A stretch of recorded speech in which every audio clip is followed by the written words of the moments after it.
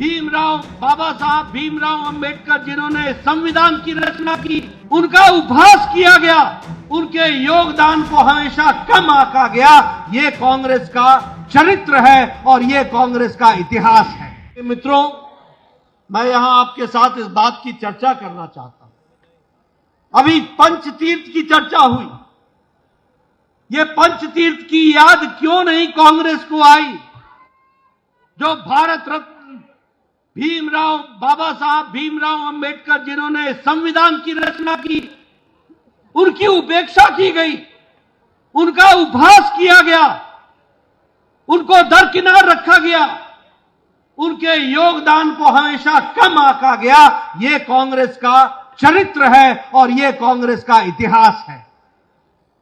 आपको जानकर के आश्चर्य होगा कि बाबा साहब जो संविधान समिति के ड्राफ्टिंग कमेटी के अध्यक्ष रहे, जिन्होंने संविधान की रचना की, उनकी हमेशा उपेक्षा की गई और उनको संविधान सभा में चुनने का भी कांग्रेस पार्टी ने विरोध किया।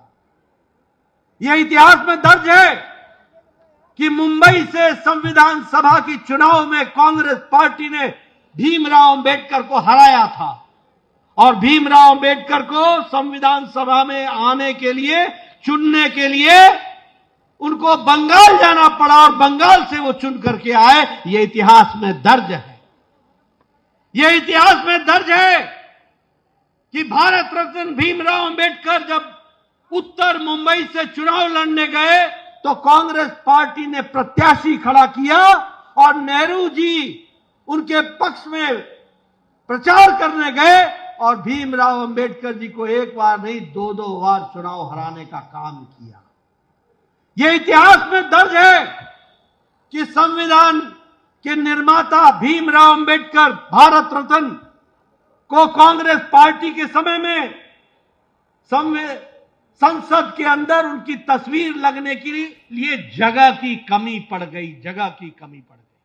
यह इतिहास में दर्ज है कि कांग्रेस पार्टी के शासकों ने कहा कि नहीं, यहां पर हमारे लिए संसद में भीमराव अंबेडकर की चित्र लगने के लिए जगह की कमी है।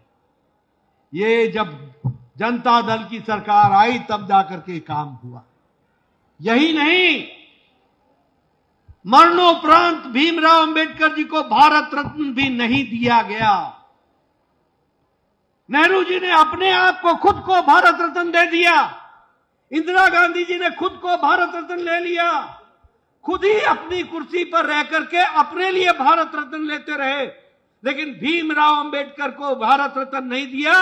भीमराव अंबेडकर को भारत रत्न तब मिला जब जनता दल की सरकार थी और भारतीय जनता पार्टी का समर्थन था, तब जाकर के उनको भारत रत्न मिला। मैं ये सारी बातें आपके सामने इसलिए बता रहा हूं कि आपने याद रखना, जो आज कांग्रेस पार्टी हमारे दलित भाइयों को वर्षों से गुमराह करती रही है, उनको सही मायने में मालूम होना चाहिए कि उनकी चिंता करने वाला कोई और नहीं। उनकी चिंता करने वाले अगर हैं तो हमारे यशस्वी प्रधानमंत्री श्री नरेंद्र मोदी जी हैं, जिन्होंने उनकी सही मायने में चिंता की।